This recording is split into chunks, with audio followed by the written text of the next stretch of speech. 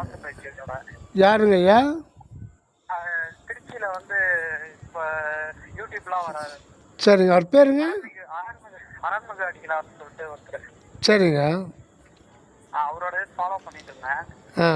அவரும் வள்ளலார் இது கான்செப்ட் மாதிரி தான். பரம்பொருள் இதா? அது இல்லைங்கய்யா. திருச்சியில வந்து ஒருத்தர் இப்போ அஷ்டாங்க முறைப்படி எல்லாம் சொல்லி தந்துருக்காரு. சரிங்க. நிதிகள் சமாதி நிலைக்கு போயிட்டு இதை வந்து எல்லாத்துக்கும் கற்றுக் கொடுக்கணும்னு சொல்லிட்டு எல்லாமே வந்து சொல்லி குருவலா சரி. சரிங்க. இது ஃபாலோ பண்ணிட்டு இருந்தேன். எனக்கு இப்போ ஒரு டவுட் என்னன்னா, இப்போ நான் வள்ளலாறு தான் ஃபர்ஸ்ட் திருவண்ணாமலை போகும்போது வள்ளலாறு தான் ஃபாலோ பண்ணிட்டு இருந்தேன். சரிங்க ஐயா. அப்போ உங்க புக்கு கொடுக்கும் இப்போ எனக்கு வந்து திருப்பி வள்ளலாறு தான் இன்ட்ரெஸ்ட் வருது. சரிங்க சரிங்க சரிங்க சரிங்க. இப்போ எனக்கு ரொம்ப குழப்பமாயிடுச்சு. இப்போ அதை ஃபாலோ பண்றதா இதை பண்றதா? அவரும் வள்ளலாறு இதையும் ஃபாலோ பண்றாரு. ஒயிட்டு தான் கட்டியிருப்பாரு, தலப்பா கட்டிருப்பாரு. நீங்கள் சொல்கிறது வந்து புற ஃபாலோ, அதாவது வெளியில் இருக்கிறது ஒரு வேஷம் தான் கணக்கு. உடம்பு மேலே வெள்ளை துணியை போட்டுக்கிறதோ, இல்லை உடம்பு முழுக்க திருநீர் பூசிக்கிறதோ, கொட்டை கட்டிக்கிறதோ, பட்டடி, இதெல்லாம் புறநிலைகள். இது வந்து இதுக்கும் ஆன்மீகத்துக்கும் சம்மந்தம் கிடையாது. உண்மையான ஆன்மீகத்துக்கும் இதுக்கும் சம்மந்தம் கிடையாது. வள்ளலார் முறையே சொல்லிட்டாரு. எல்லாமே விளக்கமா சொல்லி தராரு. ஓகே. என்ன ப்ராப்ளம் உடம்புக்குள்ள வரும், சரிங்க, சால்வ் பண்றது எல்லா மெத்தடும் சொல்லி உடம்பு ஹீட்டானா என்ன ப்ராசஸ் பண்ணோம், சரிங்க, உணவு முறைகள் என்ன எல்லாமே வந்து அவரு வந்து கத்துக்கிட்ட இதை வந்து சொல்லி தரேன்னு சொல்லி எல்லாத்துக்கும் சொல்றாரு. ஓகேங்க. அதுல வந்து ஒரு குருவா எல்லாத்தையும் உருவாக்கணும், என்ன மாதிரி நான் இது பண்ண மாதிரி மற்றவங்களுக்கும் நான் சொல்லி தரணும் அப்படின்னு சொல்லிட்டு பயிற்சி சொல்லி தந்துட்டு இருக்காரு. அதாவது போகலாம் கேட்கலாம், எல்லாத்தையும் பண்ணலாம். ஆனால் நீங்கள் வந்து சுத்த சன்மார்க்கத்தை பொறுத்தவரையில் நீங்கள் யாரையும் ஃபாலோ பண்ண முடியாது, ஃபாலோ பண்ணக்கூடாது. நீ உங்களை தான் பிராணாயாமா அந்த இதெல்லாம் வராரு, நாடி சுத்தில இருந்து எல்லாமே அப்படி ப்ராசஸா சித்தர் முறைப்படி கொண்டு போறாரு. அதுக்கு அது சரிங்க. இப்போது நீங்கள் சித்தர் யோக மார்க்கம் போடணும்னா அது தனி, அது வேறு. இதையும் வள்ளலார் இதையும் போட்டு கன்ஃபியூஸ் பண்ணிக்கிட்டீங்கன்னா எது ஒன்று.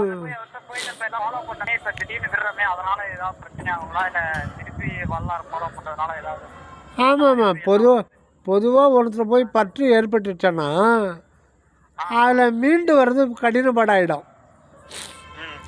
அதனால் ஒன்று வள்ளலாருடைய இதே சுத்த சன்மார்க்கத்தை ஃபாலோ பண்ணணும் அப்படின்னு நீங்கள் நினச்சிங்கன்னா வள்ளலாருடைய பொறுத்தவரையில் வந்து தீட்சை வாங்கக்கூடாது, தீட்சை கொடுக்கக்கூடாது. வள்ளலாருடைய வந்து தீட்சையே கிடையாது. தீட்சையை ஒழிக்க வந்த ஒரு சுத்து.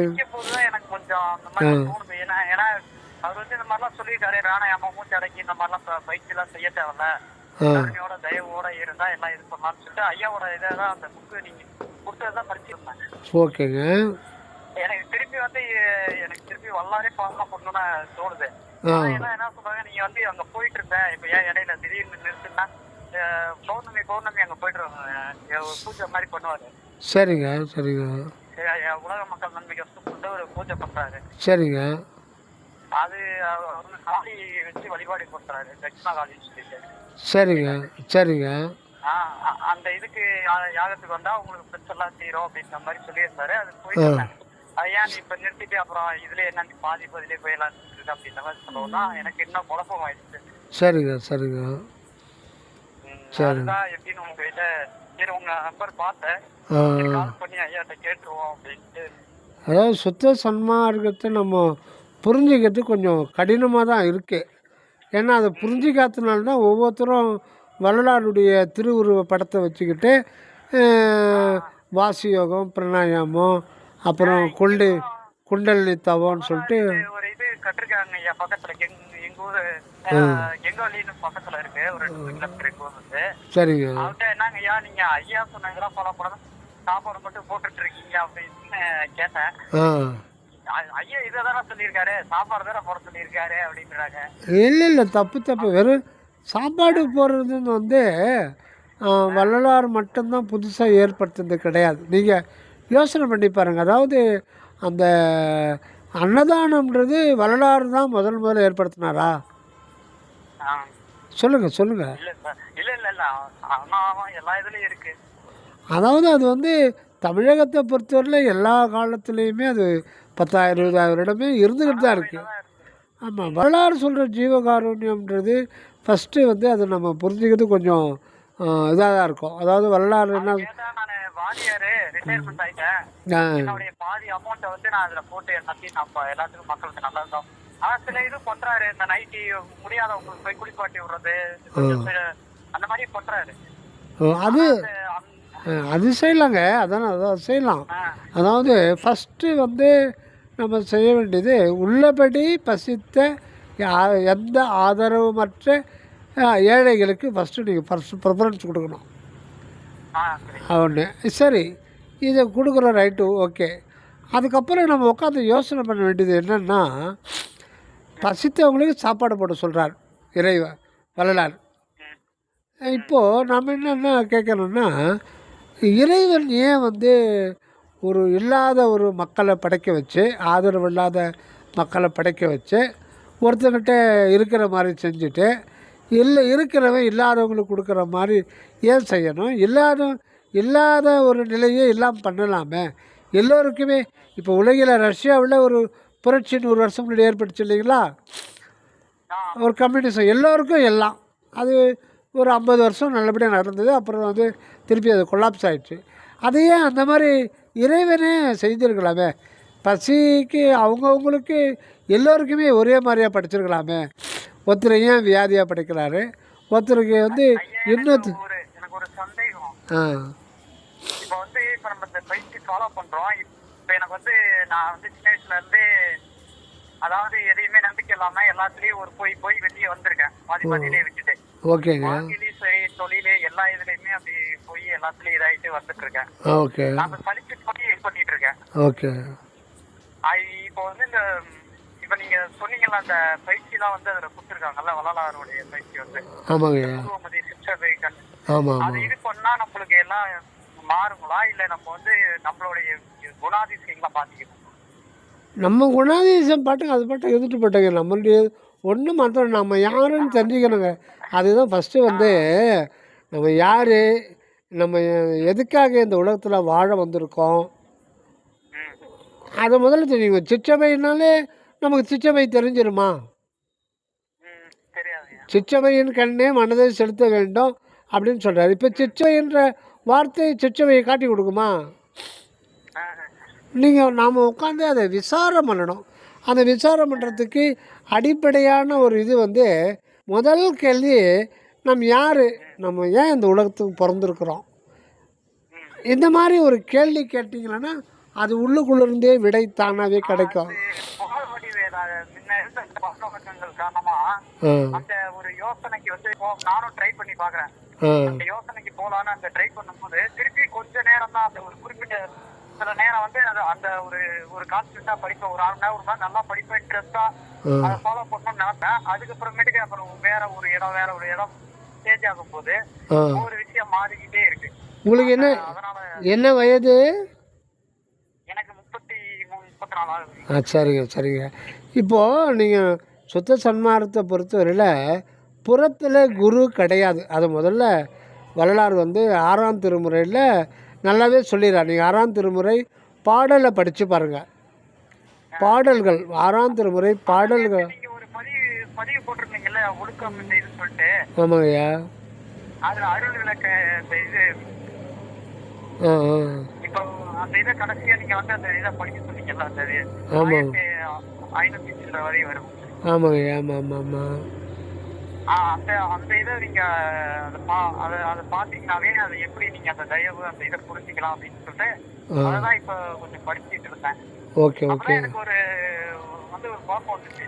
இப்ப வந்து நம்ம அதுலயும் போறோம் இதுலயும் போறோம், நம்ம எதை ஃபாலோ பண்றது என்ன பண்றதுன்னு ஒரு புரியாத ஒரு மனநிலையில தான் நீங்கள் நாம் சுத்த சன்மார்க்கத்தில் நாம் எதுவும் ஃபாலோ பண்ண வேண்டாம். அப்போ நீங்கள் ஃபாலோ பண்ணுற நீங்கள் யார், நீங்கள் எதை ஃபாலோ பண்ணுறோம்? நீங்கள் ஏதோ ஒன்றத்தை ஃபாலோ பண்ண போகிறீங்க, ஏதோ ஒரு மார்க்கத்தை ஃபாலோ பண்ண போகிறீங்க. ஏன் ஃபாலோ பண்ண போகிறீங்க? நம்மள மாத்திக்கணும், நம்மள விட்டுறதுக்கு நம்ம யாருன்னு தெரிஞ்சுக்கணும், நம்மளுடைய நீங்கள் ஏன் உங்களை உங்களை நீங்கள் ஏன் மாற்றிக்கணும்? இருக்கிறது இயல்பாக இருந்துக்கிட்டே போகுது. நீங்கள் ஏன் அந்த மாதிரி மாற்றிக்கணும்னு நினைக்கிறீங்க?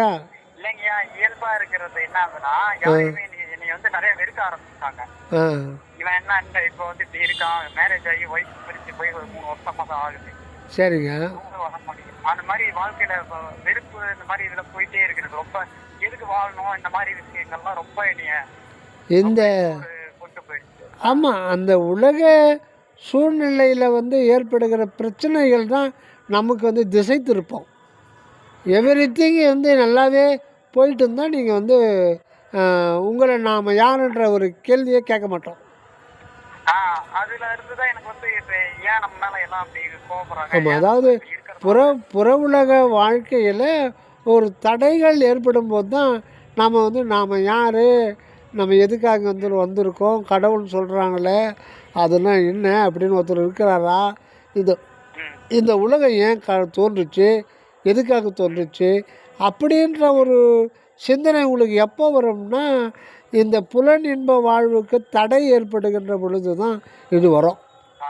புலன் இன்ப வாழ்வு உங்களுக்கு தடையே இல்லாமல் இப்போ it is going everything is right, நீங்கள் வந்து இந்த சைடு வந்து திரும்பவே மாட்டீங்க. அதுக்கு ஒரு தடை ஏற்பட்டு அந்த தடையை தகர்த்துக்கிறதுக்கு நீங்கள் ஒரு முயற்சி செய்ய போய் அந்த முயற்சியும் தடையாகி கடைசியில் உங்களுக்கு ப்ராப்ளம் தான் முன்னாடி வந்து நிற்குதுன்னும் போது, அப்போ இன்னும் சில பேர் என்ன ஆகுனா ப்ராப்ளத்தை தாங்க முடியாது, தற்கொலை பண்ணிட்டு போயிடுவான். அந்த ஒரு எண்ணம் மட்டும் எனக்கு நம்ம இப்படி கடவுள் கொண்டு நம்ம எடுக்கிற உரிமை தான் அப்படி ஒரு எண்ணம் வந்து எனக்கு சின்ன வயசுலேருந்தே அப்படி ஒரு இது அதுதான் சொல்கிறேன். அதாவது இது எல்லோருக்கும் வருதில்லை. அதாவது இந்த துன்பம்னு ஒன்று இல்லைன்னாலே வந்து இந்த இயற்கை வந்து துன்பத்தை கொடுக்குது இல்லைங்களா, இன்பத்தையும் கொடுக்குது துன்பத்தையும் கொடுக்குது. சில பேருக்கு பார்த்திங்கன்னா வாழ்க்கையில் நார்மலாகவே எடுத்துகிட்டு போயிடுறாங்க, அவங்களுக்கு வந்து அடுத்தடுத்த பிறவியில் தான் வரும். சில பேர் பிறந்ததுலேருந்தே சாவர வரையில் ஒரு சிக்கல்லையும் துன்பத்திலையுமே கழிப்பாங்க. சில பேர் நல்ல வசதி வாய்ப்போட நல்லபடி செத்து போயிடுவாங்க, சில பேர் நோய் நொடியோடு செத்து போயிடுவாங்க. இப்போ இருந்து நான் மாவான ஒரு முயற்சி பண்ணுறேன்னு ஐயா. சரிங்க. இப்போ வந்து நம்ம அந்த இதுக்கு வந்து நம்மளால மாற முடியுங்களா, இல்லை இந்த இதுலேயே வந்து நம்மளால அந்த இதை மாற்றிக்க முடியுமான்னு ஒரு கேட்கதான் ஐயா. எப்படிங்க ஐயா சொல்லுங்கள். இப்போல இருந்து நம்ம வந்து அதை கரெக்டாக ஃபாலோ பண்ணணும்னு நினச்சி பண்ணுறோம். சரிங்க. வள்ளலார் முறைக்கோ வந்து இது பண்ணுறோம். இதை வந்து அவர் சொன்ன மாதிரி ஜீவகாரணம் அந்த மாதிரி ஒழுக்கங்கள்லாம் கொஞ்சம் ஃபாலோ பண்ணிட்டு இல்லை அடியேன் விஷயத்துக்கு வரேன். இது வந்து திண்டுக்கல் சுவாமி சரவணானந்தா அவர்களுடைய நூலில் படித்தால் மட்டுமே உங்களுக்கு ஒரு தெளிவு கிடைக்கும். மற்றவங்க சொன்னது தெளிவு நீங்கள் வேணால் போய் பாருங்கள். படிக்கும்போது கொஞ்சம் தெளிவுலாம் வருது. ஆமாம், நீங்கள் வெளியில் வந்து இவங்க நமக்கு அதை செஞ்சு பண்ணி கொடுத்துருவாங்க, இது நான் வழி அவங்க காட்டி கொடுத்துருவாங்கன்றது வேஸ்ட்டு. கடைசியில் ஏமாற்றம் தான் கிடைக்கும். யாரையும் ஒன்றும் பண்ண முடியாது. உங்களுக்கு நமக்குள்ளே இப்போது எத்தனையோ கோடி பிறவிகள்லாம் நம்ம கடந்து வந்திருக்கோன்னு சொல்லிட்டு ஞானிகள் சொல்கிறாங்க. ஆனால் நமக்கு அது இன்னும் அனுபவத்துக்கு வரல. ஆனால் அதை நம்பி தான் ஆகணும் இல்லைங்களா? அப்படி இருக்கும்போது இப்போ எடுத்துருங்க, போன பிறவி எத்தனை பேர் எடுத்துருன்னா அதுவுமே வேண்டாம். இப்போது நமக்கு வந்து இந்த ஒரு நல்ல ஒரு சூழ்நிலை கொடுத்துருக்காரு அப்படின்னா, நமக்குள்ளவே இருந்து தான் ஒவ்வொரு வினாடியுமே இறைவன் வந்து நம்ம திசை திருப்பதற்காக தான் எத்தனை பிறவிகளை பக்குவப்படுத்திட்டு வந்துக்கிட்டு இருக்கார். ஒவ்வொரு வினாடியும் இறைவன் இப்போ இதயம் நம்ம பேசிக்கிட்டு இருக்கோம், ஆனால் நமக்கு உள்ளே வந்து ஒரு இதயன்ற ஒரு உறுப்பு வந்து பம்ப் பண்ணிக்கிட்டே அதில் இருக்காது வேலையை. அதை பற்றி நம்ம நினைக்கிறதே இல்லையே. இப்போது நுரையீரல் வந்து ஒரு நாளைக்கு 21,600 சுருங்கி விரியுது. அது மட்டும் இல்லை, அது சுருங்கி விரிஞ்சு அந்த அந்த ஹைட்ரஜன் ஆக்சிஜன் அணுக்களை வந்து ரத்த அணுக்கள் கொண்டு போய் ஒவ்வொரு செல்லுக்கும் அது சாப்பாடு கொடுக்குது.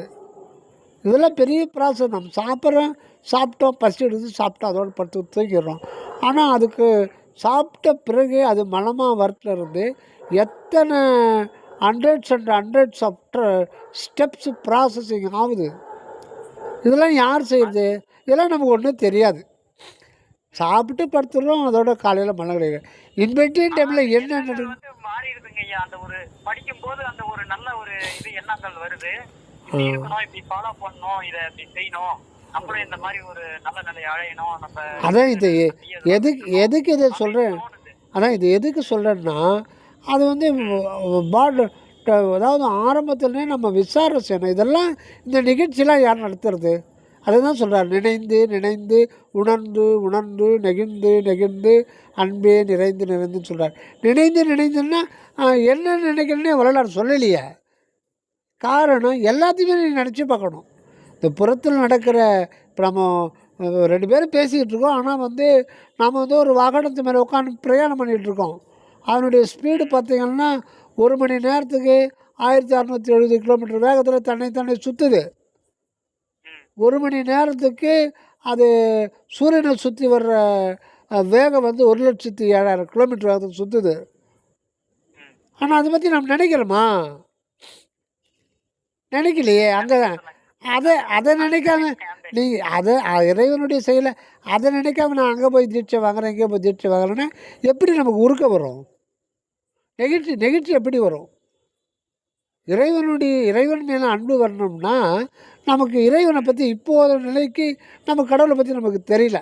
ஆனால் அவர் என்ன செய்கிறாருன்றதே நம்ம புறத்திலேருந்து பார்த்தோம்னாலே நமக்கு தெரியும். எல்லாம் ஒவ்வொரு அணுவிலையும் ஹைட்ரஜன் அணு எடுத்துக்கிட்டிங்கன்னா அதில் அவுட்டர் ஆர்பிட்டில் எலக்ட்ரான் வந்து ஒரு செகண்டுக்கு 2200 கிலோமீட்டர் வந்து சுற்றுதுன்னு விஞ்ஞானிகள் ப்ரூவ் பண்ணியிருக்காங்க இல்லைங்களா? அது இப்போ நம்ம உடம்புல வந்து 27 லட்சம் கோடி செல்கள் இருக்குது. 27 லட்சம் கோடி செல்கள் ஒவ்வொன்றுமே அது இயக்கத்தில் இருந்து கொண்டே இருக்கிறது. அந்த செல்லுக்குள்ளே நடக்கிற எத்தனை பார்ட்ஸ் இருக்குது, அது எவ்வளவு இயக்கத்தில் இருக்குது, அதை நம்ம வந்து இதில் பயாலஜியில் படித்தாலே தெரிஞ்சிடும். இந்த இயக்கத்தெல்லாம் யார் நடத்துறது, ஏன் நடத்துது, அந்த சக்தி எங்கே இருக்குது? அப்போ ஏதோ ஒரு சக்தி எல்லா நிகழ்ச்சியும் ஒரு தன்னுடைய கண்ட்ரோலில் வச்சுக்கிட்டு இருக்கு அப்படின்னு நமக்கு கண்டிப்பாக நல்லா தெரியுது. அப்போ அந்த சக்தி எல்லாமே அணுவளவு கூட பிசகாமல் அனைத்தும் நடக்குதுன்னா அதுதான் வந்து வரலாறு சொல்கிறது. அது ஒரு அகண்ட அன்பும் எல்லையற்ற கருணையும் உடையது. ஆனால் அது அருவமாக இருக்குது. ஆனால் புறத்தில் எல்லா கடுகளும் இந்த அகண்ட வெளின்றது பார்த்திங்கன்னா அதுக்கு எல்லையே கிடையாது. அன்பு கருணையெல்லாம் வந்து அந்த அந்த எண்ணமே வரலங்கய்யா நம்மளுக்குன்னா. அந்த அந்த மாதிரி ஒரு இதுக்கே போக மாட்டேங்குது, நம்மளுக்கு அந்த எண்ணமே தோண மாட்டேங்குது. அதாங்க இறைவனுடைய செயல் எப்படிலாம் இருக்குதுன்றத நம்ம நினச்சி பக்க தான் உருக்க ஏற்படுமே ஒழிய கப்படு போய் எதனா ஒரு சாமியார்கிட்ட இதில் உட்காந்து அவர்கிட்ட தீட்சை வாங்கினா ஞானம் வந்துடுமா? அவர் கொடுக்க முடியாது. புறத்தில் ஞானம் வழங்க முடியாது. ஞானம்னாலே அது கடவுளை தான் குறிக்கும். அதுனா அது மிட்டாயா, அது ₹1 மிட்டாயா, அது டைரி மில்க் சாக்லேட்டாக கொடுக்கறதுக்கு? ஞானம்ன்றது உங்களுக்குள்ளே தான் விளையணும். அது அதுக்கு முதல்ல நாம் தயாராகணும். உங்களுக்கு ஒரு சுயமான ஆர்வம் வரணும், அதுக்கு ஒரு ஏக்கம் வரணும், உரிமை வரணும், உருக்க வரணும். அனைத்துமே நிறைவாய் நமக்குள்ள ஒரு கொடுக்கப்பட்டு அதை லாக் பண்ணி வச்சுருக்கார் இறைவன். அதை பெட்டி இதில் உளவாத வெறும் பொருள் உண்டுன்னு சொல்கிறா இல்லைங்களா வரலாறு? அந்த பெட்டியே நம்ம தான் ஒரு அந்த சீக்ரெட் ட்ரெஷரியாக இருக்கிறது இறைவனே தான். இறைவன் முழுமையாக எப்படி வரலாறுக்குள்ள அருட்பெருஞ்சோதி ஆண்டவர் முழுமையாக இருந்தாரோ அதே அருட்பெருஞ்சோதி ஆண்டவர் எனக்குள்ளே இருக்கிறார்னு முதல்ல நீங்கள் நம்பணும். அதை முதல்ல நம்பணும். எந்த அருட்பெருஞ்சோதி ஆண்டவர் பரிபூரணமாக வரலாறுக்கு இருந்தாரோ அவர் வந்து ஒவ்வொரு உயிருக்குள்ளவும் இறைவன் பரிபூர்ணமாக இருக்கார். இதில் வந்து எந்த ஒரு வித்தியாசமும் இல்லை. அப்படி இருக்கும்போது வெளியில் குரு இருக்கான்னு சொல்லிட்டு எப்படி நீங்கள் முடிவு பண்ணலாம்? அது அந்த பயிற்சிலாம் செஞ்சாதான் நம்மளால தியானத்துக்கு உட்கார முடியும். அந்த இதெல்லாம் இதை கரெக்டாக ஃபாலோ பண்ணலாம் அப்படின்ற போது மூச்சு பயிற்சி இதெல்லாம் செஞ்சாதான் உடம்புலாம் நீங்கள் ஐயா நீங்கள் இந்த மூச்சு பயிற்சி இதில் லிங்க் பண்ணாதீங்க. நீங்கள் வந்து தேக ஆரோக்கியம் அது பண்ணிங்க. நீங்கள் உடம்பை வந்து நல்லா வச்சுக்கணுன்னா அது ஒரு 10 நிமிஷம் மூச்சு பயிற்சி பண்ணீங்க. அதை வந்து ஆன்மீகத்தில் கொண்டு வராதீங்க. சரி சரிங்க. அதை ஆன்மீகத்தில் கொண்டு வராதீங்க. அதை கொண்டு வர்றவங்கள ஆன்மீக குருவை ஏற்றுக்காதீங்க. சரிங்க. பிராணாயாமம் பண்ணி கொடுக்கணும்னா ஆன்மீக குருவா அவங்க ஞானத்தை கொடுத்துருவாங்களா? பிராணாயாமம் பண்ணால் ஞானம் வந்துடுமா? எப்படிங்க அது? அது அதெல்லாம் இப்போ தவளை இந்த தேரை இருக்கு பாருங்கள், கல்லுக்குள்ளே தேரை. அதெல்லாம் வந்து எத்தனையோ பல்லாயிரக்கணக்கான வருடமாக அதுக்குள்ளே இருக்குது. அது எப்படி இருக்குது? அது வேண்டாம். நீங்கள் வந்து ஏரியில் தண்ணி வற்றி போச்சுன்னு வச்சுங்க, அந்த தவளை என்ன ஆகுனா அப்படியே அப்படியே வற்றல் மாதிரி உலர்ந்து போயிடுமா. அது மாடி வந்து பேப்பர் மாதிரி உள்ள அப்படியே இதாகிடும். 3 வருஷம் கூட மழை பெய்யாமல் இருக்கும். திடீர்னு இன்றைக்கி ஜோன்னு 24 ஹவர்ஸ் மழை பெஞ்சா மறுநாள் இந்த ஏரியில் அந்த இது உள்ள அந்த வெடிப்புக்குள்ளே அது உள்ளே போகுது. மறுநாள் கர கர கர கர கரான்னு தவளை கத்த ஆரம்பிக்கும். அப்போது அது வந்து சுவாசத்தை வந்து அது அந்த நாக்கை வந்து அண்ணாக்க மேலே சொறி விட்டுருமா. அப்போ வந்து அதுக்கு வந்து இடகலை பிங்கலை அதுக்கு இடையில் இருக்கிற அந்த சுழுமுனையில் அது வந்து லாக் ஆகிடும். அந்த இது ஆட்டோமேட்டிக்காக அது நாக்காது, அது தெரியாது அதுக்கு. அந்த ஜீவனில் அந்த மாதிரி ஒரு இது இறைவன் கருணை வச்சுருக்கு. அதை கற்றவளை தனக்கும். ஆமாம், அது அந்த அந்த ஜீவன் வந்து 3 வருஷமாக சமாதியில் இருந்தது. இதெல்லாம் வந்து ஒரு கலை தான். இது யோகத்தில் ஒரு கலை. இது வந்து ஞானத்தை எப்படி வழங்க முடியும்? ஞானம்ன்றது வள்ளல் பெருமான் வந்து நீங்கள் விசாரம் செய்கிறதுனா உடனே 4 பேர் உட்காந்து பேசுறதுன்னு நினச்சக்கூடாது. விசாரம்னா நீங்கள் தனிப்பட்ட முறையில் மனம் கடந்த நிலையில் புற மத்தியில் நாட்டம் வச்சு அதை உள்முகமாக உங்களை நீங்களே வந்து முதல்ல உணர்வுக்குள்ளே போனாங்க. அது அந்த மெயினான ஒரு பாயிண்ட்டை பிடிச்சிங்க. எட்டோடு 2 சேர்த்து எண்ணவும் அறியீர் எத்துணை கொள்கின்றீர் பித்துலகிறீர். இதுதாங்க ஃபஸ்ட்டு பாயிண்ட்டு. இதை புரிஞ்சுக்கிட்டால் நீங்கள் அந்த குருக்கிட்ட போக வேண்டாம். 8ஓடு 2 சேர்த்து எண்ணவும் அறியன்னா அது எல்கேஜி பையன் படிக்கிற பையன் 8 2 சேர்த்து என்னடான்னா அவன் 10ன்னு சொல்ல போகிறான். உலக மக்களே உங்களுக்கு தெரியல, 8 2 சேர்த்து என்ன தெரியலன்றார் எவ்வளோடாரு. அப்போது இது ஒரு சுக்குமான அர்த்தம் இல்லைங்களா? 8ன்றது உள்ளொலியை குறிக்கும். அகர ஆகாச வண்ணமாக இருக்கிறார். அதாவது தகர மெய்ஞான தனிப்பெருவெளியனும் அகரநிலைப்பதி அற்பெரும் ஜோதி. அகரநிலைன்னா இந்த 247 எழுத்தில் 6 எழுத்துன்னு முதல்ல இருக்கே, அதைத்தானே வள்ளுவர் சொல்கிறார். அகர முதல எழுத்தெல்லாம் ஆதி பகவன் முதல் 6 எழுத்து எப்படி எல்லா எழுத்துக்களுக்கும் முதன்மையாக இருக்கிறதோ அதே போல் இந்த பிரபஞ்ச தோற்றத்திற்கும் இயக்கத்திற்கும் இதில் கோடானு கோடி உயிர்களும் எண்ணற்ற மனிதர்களும் வந்து வந்து வந்து வாழ்ந்து வாழ்ந்து நீங்கிக்கிட்டே இருக்காங்களே. இந்த அண்டத்துக்கு பிண்டத்துக்கு எல்லாத்துக்கும் காரணமாக இருக்கிறது அகரநிலைப்பதி அற்பெரும் ஜோதி. அதனால் இறைவனை ஆன்ற ஒரே எழுத்தால் சுற்றுறாங்க. அந்த ஆனாலே அந்த உள்ளொளி உங்களுக்குள்ளே தான் பார்க்க முடியும், வெளியில் எங்கேயும் பார்க்க முடியாது. நமக்கு ஆனா உள்ளொளி. அந்த சரி ஊன்னாலே உணர்வு. ஊன்னா 2ன்னு ஒரு அர்த்தம் உண்டு. ஊன்னு தமிழை எழுதுனா அது வந்து அந்த காலத்தில் எழுத்தையே எண்ணாக உபயோகப்படுத்துகிறாங்க. ஆமாம், ஆனா 8 ஆனா உள்ளொளி. அந்த உள்ளொளி வந்து என் குணத்தோடு விளங்குது. அது 8 குணத்தோடு தன்மையத்தனாதல், இயற்கையிலேயே பாசங்கள் இல்லாதவன், தன்மையத்தனாதல், தூய உடம்பினாதல், எல்லையற்ற கருணையுடையவன், வரம்பற்ற இன்பமுடையவன் அப்படின்னு 8 சொல்லுவாங்க. என் குணத்தான் அதையும் குறிக்குது. அது 2த்தையும் குறிக்குது. அது எண்ணும் எழுத்தும் கண்ணென தகணும் போது ஆன்ற எழுத்தில் அது உள்ளொலியும், எண்ணுன்னு வரும்போது ஆண்டவர் என் குணத்தோடு நமக்குள்ளே விளங்கிட்டு இருக்கார். அதை குறிக்குது. ஆக ஆனா உள்ளொலியை குறிக்குது. இப்போ நம்ம உள்ளொலி பற்றி நமக்கு தெரியல. உள்ளொலின்னு சொல்கிறோம், வாயில் சொல்கிறோம். ஆனால் உள்ளொலியை நம்ம உணர முடியல. ஆனால் உணர முடியாத போது கூட உள்ளொலி எங்கே இருக்கோ அங்கே தான் நம்முடைய உணர்வே இருக்கு. நம்ம இருக்கிறேன்ற உணர்வு இருக்கா இல்லையா?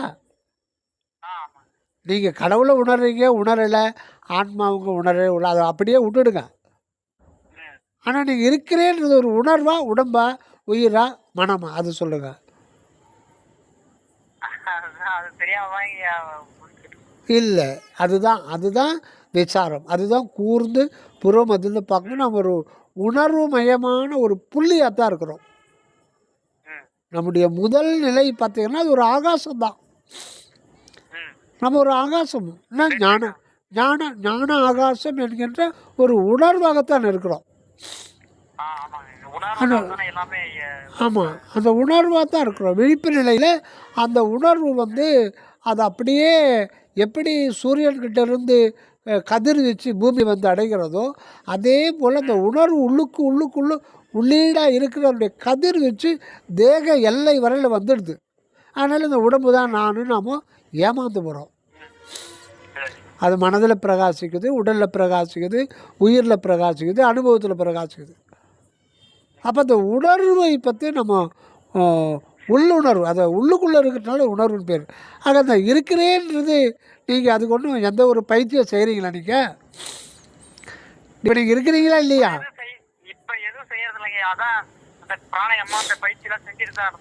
இப்போ ஒன்றும் பண்ணாதீங்க. இல்லை கொஞ்ச நேரம் கேளுங்க. எந்த பயிற்சியும் பண்ணாதீங்க. எந்த பயிற்சியும் பண்ணாதீங்க. இப்போ சொல்கிறத மட்டும் நீங்கள் கவனமாக கேளுங்க. நீங்கள் இருக்கிறீங்களா இப்போ? நீங்கள் எதை வச்சு நீங்கள் இருக்கிறீங்க நீங்கள் சொல்கிறீங்க? எதை வச்சு எந்த அது சொல்லுது. நீங்கள் நினைக்கிறீங்க, நான் அடியேன்னு கேட்கறதுக்கு நீங்கள் பதில் சொல்கிறீங்க. அதை விட்டுடுங்க. நம்ம பேசலைனாலும் நீங்கள் இருக்கிறீங்களா இல்லையா? ஏன்னா நம்ம யாருக்கிட்டும் பேசாத ஒரு இடத்துல அரச மரத்தடியில் உட்காந்துக்கிறீங்க. நீங்கள் இருக்கிற உங்களுக்கு எதனா சந்தேகம் இருக்கா? நீங்கள் இருக்கிறதுக்கு எதனா ஒரு முயற்சி பண்ணுறீங்களா? பண்ணல. நீங்கள் இருக்கிறதுக்கு எதனா முயற்சி பண்ணுறீங்களா? இப்போ அதான் அதான் அது அங்கே ஆடு இருக்குது பத்துக்குன்னு, அந்த இதாண்ட கம்பத்தாண்ட பத்துன்னு இருக்குது. அது இருக்கிறதுக்கு அது எதனா முயற்சி பண்ணுதா? நாமளும் பண்ணல. இருக்கிறதுக்கு நாம் இருக்கிறதுல முயற்சி எதுவும் பண்ணல. அதுக்கு எதனா பயிற்சி பண்ணிட்டு தான் நம்ம இருக்க முடியுமா? ஒன்றும் கிடையாது. அப்போது இந்த இருக்கிறேன்னு நீங்கள் சொல்கிறது அது எதை சொல்கிறீங்க, ஏன் சொல்கிறீங்க, எப்படி சொல்கிறீங்க, முதல்ல அதை கிளியர் பண்ணுறது. அதுதான் உணர்வு. நீங்கள் நாம் ஒரு உணர்வாகத்தான் இருக்கிறோம். அதை கண்ணாலெல்லாம் பார்க்க முடியாது. அது உங்களுக்கு மட்டும்தான் தெரியும். நீங்கள் இருக்கிறது உங்களுக்கு மட்டும்தான் தெரியும், மற்றவங்களுக்கு தெரியவே தெரியாது. நீங்கள் இருக்கிறீங்கன்னா அது உங்களுக்கு மட்டும்தான் தெரியும். இப்போ நான் இருக்கிறேன்னா எனக்கு மட்டும்தான் தெரியும். ஆனால் நீங்கள் எதிரில் உட்காந்துக்கிறீங்களே எனக்கு தெரியுதே அப்படின்னா அதுதான் மாயை, அதுதான் பொய். நீங்கள் இருக்கிறது நீங்கள் உயிரோடு இருக்கிறீங்க இல்லையா? அது நீங்கள் உயிரோடு இருக்கிறீங்கிறத நான் எப்படி இது பண்ணீங்கன்னா, உங்களுடைய கண் சிமிட்டுது, கண் என்னை பார்க்குது, வாய் பேசுது, கை கால் அசையுது, நீங்கள் நடக்கிறீங்க.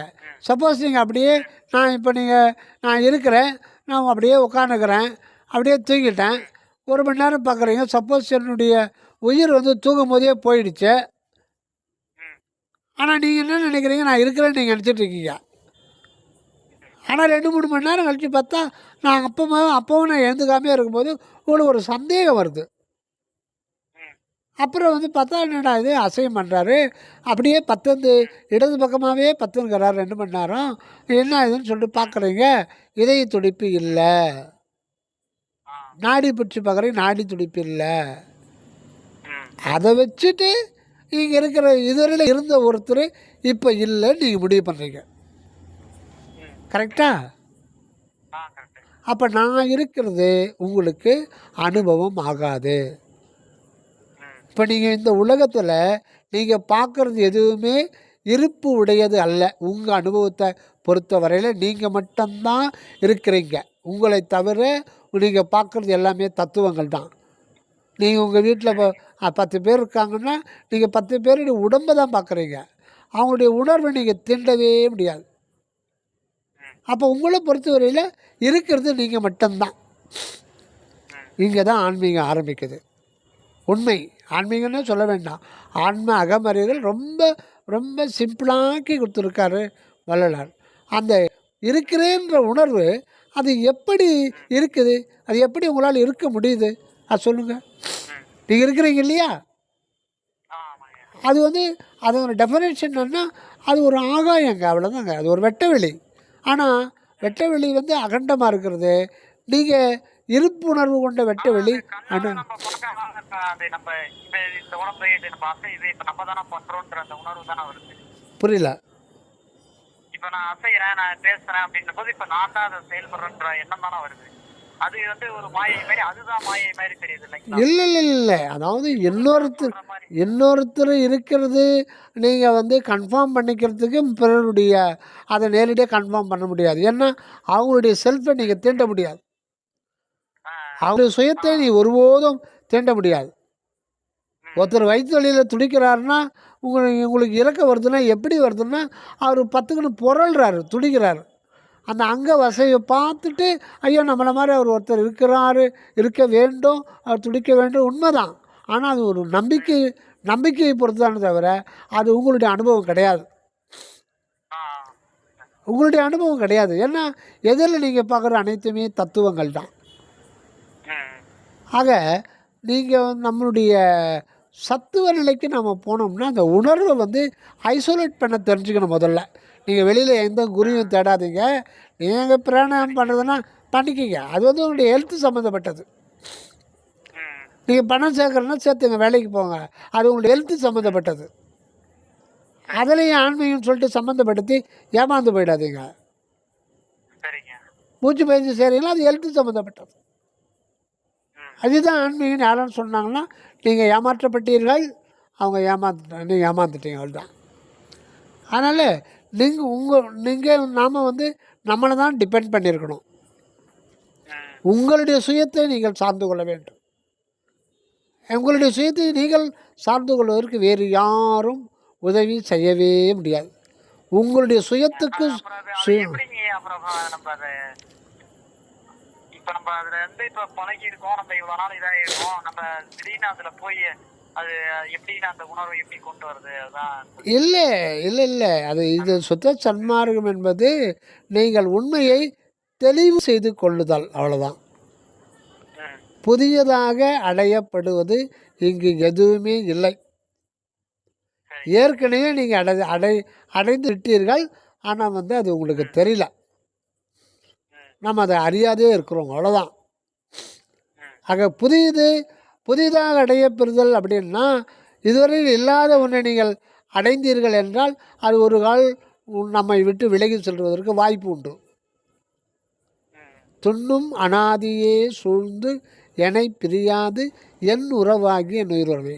நமக்குள்ள அகத்துக்கு அகமாக, உணர்வுக்கு உணர்வாக, உயிருக்கு உயிராக ஆண்டவர் நமக்குள்ள அந்த உள்ளொளி நம்மோட அத்துவிதமாக தான் இருக்குது. அது ஒரு அன்பு தத்துவம், அவனோட அன்பு சத்துவம். அது ஒரு பொது, அதுதான் எல்லாருமாய் எல்லாமாய் எல்லா பொருள்களுமாய் எல்லா இயக்குமாய் உள்ளும் புறமும் பேதமின்றி அது விளங்கி கொண்டே இருக்கிறது. ஒரே ஒரு பொருள் தான் இருக்குது. அதுதான் இயற்கையில் எல்லா அற்புதம். அது வந்து உங்களுடைய சுய அனுபவத்தில் தான் உணர முடியும். அதனால் பிறர் சொல்கிறத கேட்க வேணான்னு சொல்லலை. ஆனால் பிறர் சொல்கிறத கேட்டுக்கினா அது வந்து உபாய ஞானமாகத்தான் இருக்கும். அது உண்மை ஞானத்துக்கு கொண்டு வரணும்னா அது ஆன்ம நிலைக்கு நம்ம வரணும். அப்போ தான் அது உண்மை ஞானமாக மாறும். அதுக்கப்புறம் அந்த உண்மை ஞானம் அனுபவ ஞானமாக மாறணும்னா ஆண்டவருடைய அருள் வேண்டும். ஆண்டவருடைய அருள் தான் அனுபவ ஞானம். அது வந்து அனுபவ ஞானம் ஆண்டவருக்கு தான் அனுபவமாகும், அது இன்னொருத்தருக்கு அனுபவமாகாது. அப்போ அந்த இடத்துல இருக்கிறது ஆண்டவர் தான் இருப்பார். அனுபவ ஞானம்ன்றது அங்கே கடவுள் அந்த இடத்துல இருக்கிறது. மனிதன் வந்து அங்கே தன்னை கடவுள் நிலையில் கண்டுகொள்வான், அவ்வளோதான். அந்த இடத்துல மனிதன் கடவுள் அப்படின்னு அந்த பேதம்ன்றது கிடையாது. அது ஒரு பொதுவான ஒரு அன்பு சத்துவம். அதனால் நம்ம அந்த முதல்ல உணர்வை வந்து பிரிக்க தெரிஞ்சுக்கணும். உணர்வு வேறு, உடல் வேறு, மனம் வேறு, இந்த தத்துவங்கள்லாம் வேறுன்றதை நம்ம வந்து அதுதான் உண்மை. அந்த உண்மையை வந்து நீங்கள் புருவ மத்திய மத்தியில் இருந்து நம்முடைய எண்ணங்கள் அற்ற நிலையில் உணர்வையே உள்நோக்கி பார்க்கணுங்க. வேறு ஒன்றும் இல்லைங்க. நீங்கள் இருக்கிறேன் அப்படின்ற ஒரு உணர்வு இருக்குது இல்லைங்களா, நீங்கள் அதை பற்றி அதுதான் ஃபண்டமெண்டல். அது முடிவானதுன்னு சொல்லலை. நீங்கள் அதுக்குள்ளே அந்த அறைக்குள்ளே போய் தான் நீங்கள் எதையுமே அனுபவத்தை ரிசீவ் பண்ண முடியும். நீங்கள் புறத்தில் அவங்க சொன்னாங்க இவங்க சொன்னாங்கன்னு ஃபாலோ பண்ணோம்னா நம்ம நஷ்டப்பட்டு போயிடுவோம். சுத்த சன்மார்க்கத்தை பொறுத்த குரு வந்து நமக்கு அவங்கவுங்களுக்குள்ளே இருக்கிற உள்ளொளி தான் குரு.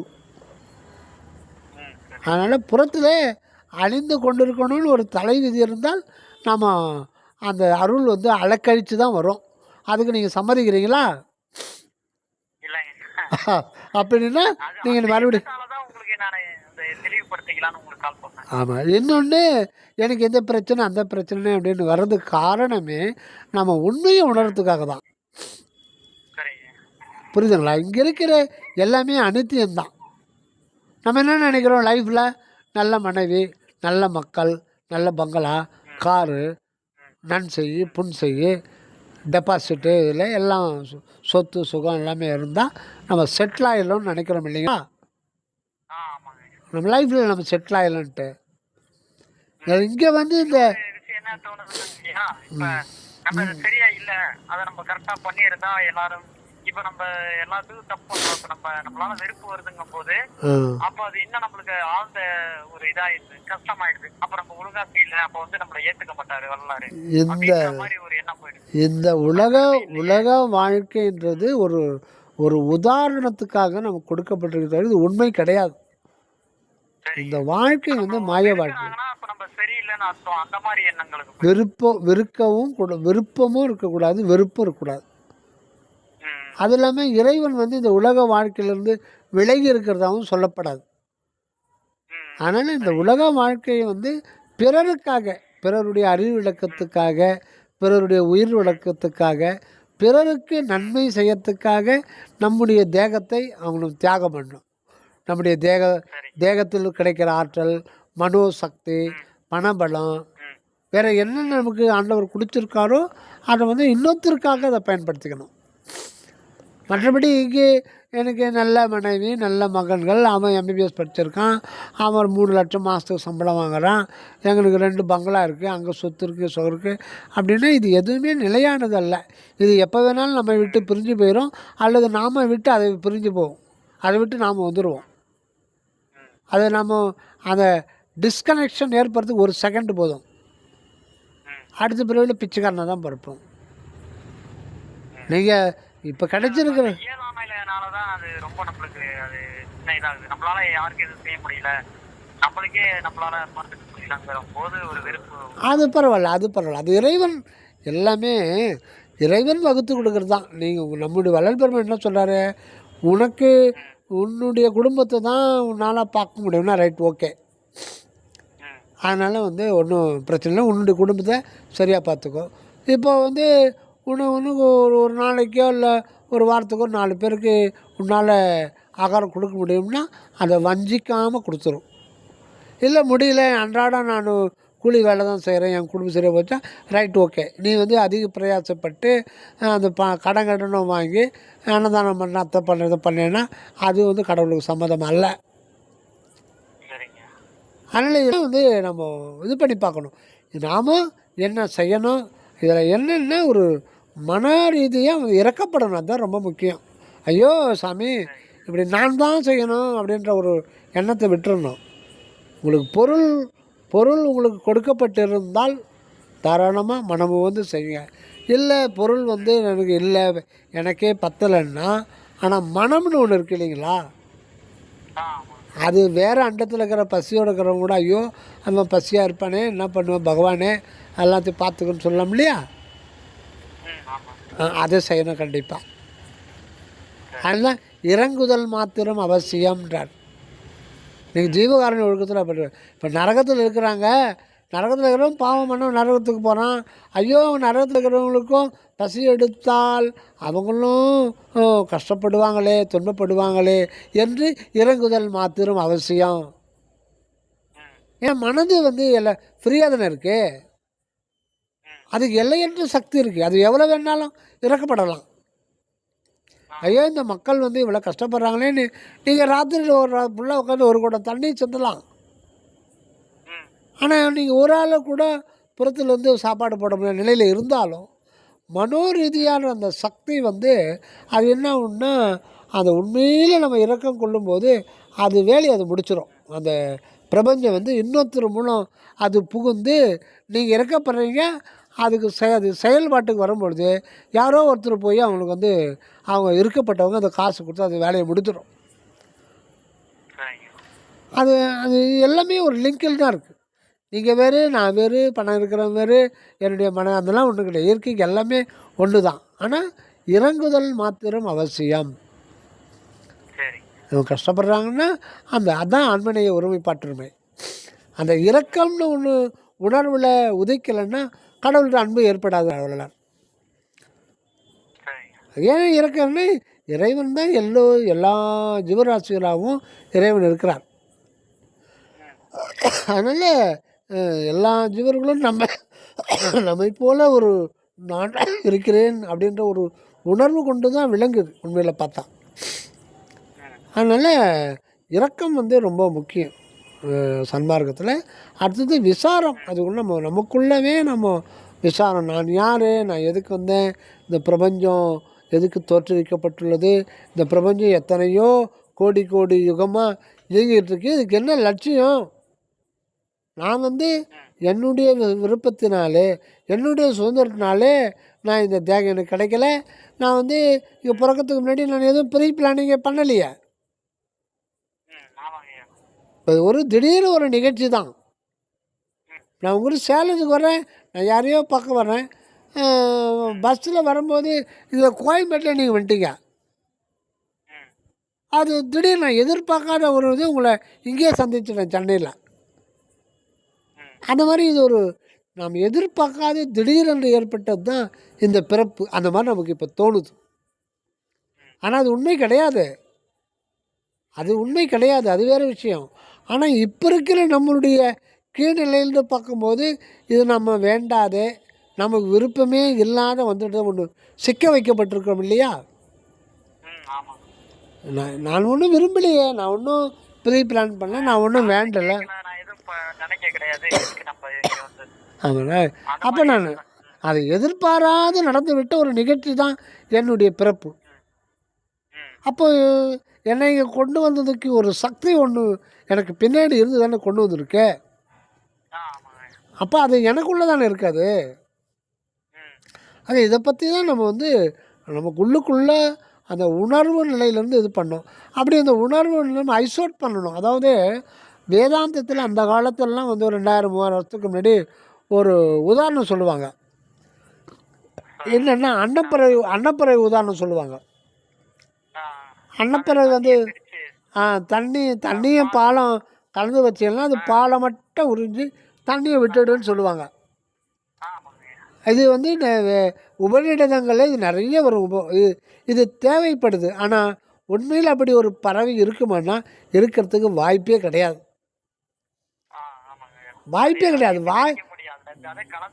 ஆமாம், இது வந்து கட்டுக்கதை தான். ஆனாலும் இது ரொம்ப அவசியமாக தேவைப்படுது. அதை முதல்ல அந்த மாதிரி இருக்குன்னு நம்ப வச்சாங்க. அதை முதல்ல நம்ப வைக்கிறாங்க அந்த பக்தருக்கு. அது எப்படி பிரிக்குதோ அதே மாதிரி இந்த உடம்பு நானல்ல, மனம் நானல்ல, உயிர் நானல்ல அப்படின்னு இந்த தத்துவங்கள் எதுவுமே நானல்லன்னு பிரித்து எஞ்சி இருக்கிறது எதுவோ அதுதான் நான். அது உபநிடதங்களில் வேதாந்தத்தில் அது ஒரு விசாரணை, அகமுகமாக விசாரணை பண்ணுறது. அதுக்கு மேலான ஒரு விசாரணை தான் சுத்த சன்மார்க்க சத்திசாரம் அப்படின்னு வரலாறு சொல்கிறார்.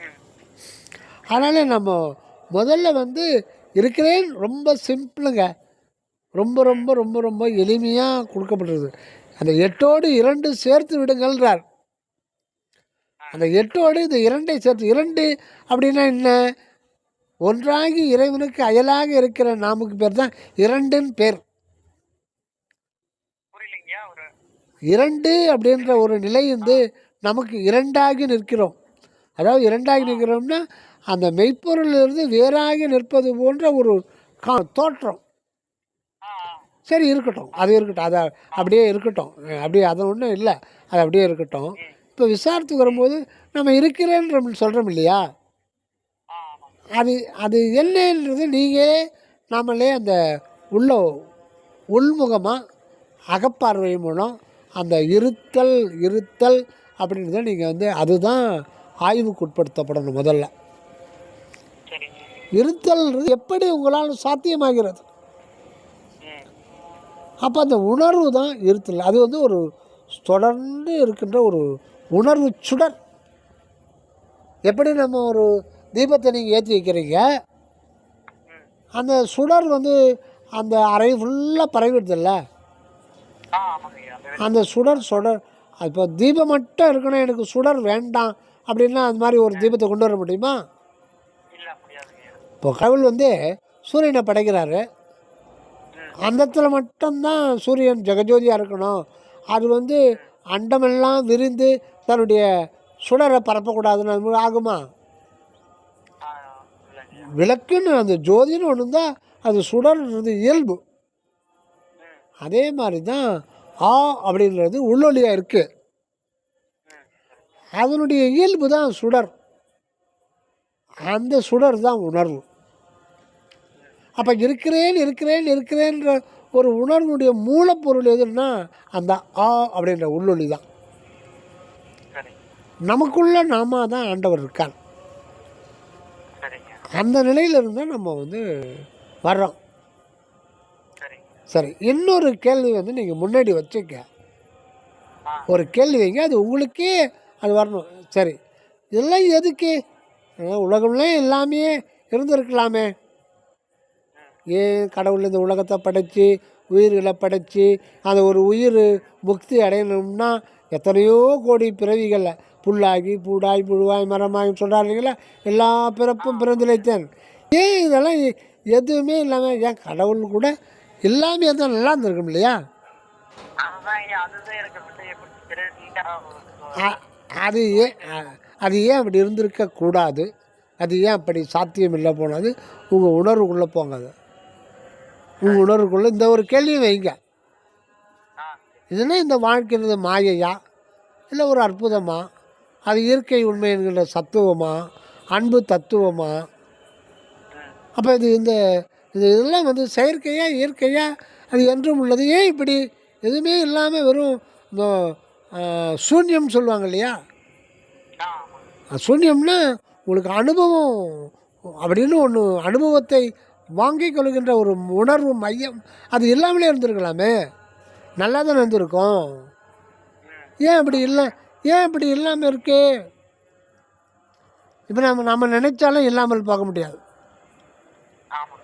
நாம் நினைச்சாலும் இல்லாமல் பார்க்க முடியாது. இல்லாமல் போனோம்னா நம்ம வந்து சடனாக ஏதாவது இந்த உடல் உறுப்புகளை வந்து ஸ்ட்ரக் பண்ண வைக்கணும், இதயத்தை நிப்பாட்டணும், அப்போ தான் இல்லாமல் போக முடியும்.